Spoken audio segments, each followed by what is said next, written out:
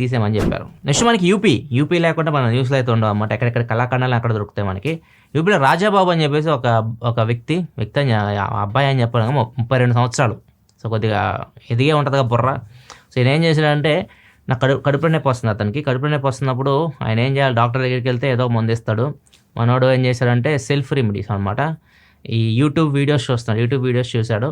దానిలో ఎవరో చెప్పాడు పనికిమాలినోడు, దాన్ని ఏమంటే ఎనస్థీషియా ఇచ్చేసి కట్ చేసేసి ఇలా ఆపరేషన్ ఉంటుంది, డాక్టర్స్ ఎలా చేస్తారో ఆ రేంజ్లో చెప్పాడు అనమాట.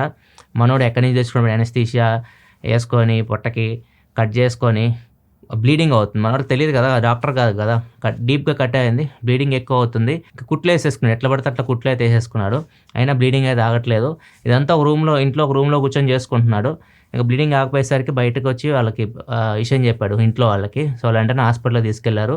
దగ్గరలో ఉన్న హాస్పిటల్ తీసుకెళ్తే వాళ్ళు కుట్లు సరిగ్గా వేసి ఆగ్రాకి తీసుకెళ్ళాలని చెప్పారు. ఇంకా ప్రతిదీ యూట్యూబ్లో చూసేసి మీరు అన్నీ మనమే చేసుకోవాలనుకుంటే ఇంకా మిగతా డాక్టర్స్ వీళ్ళంతా వాళ్ళ పని ఇంకేముంది, వాళ్ళు హ్యాపీగా ఇంట్లో కూర్చోవచ్చు ప్రశాంతంగా. ఇట్లా పిచ్చి పనులు ఇంట్లో చేయగలరు.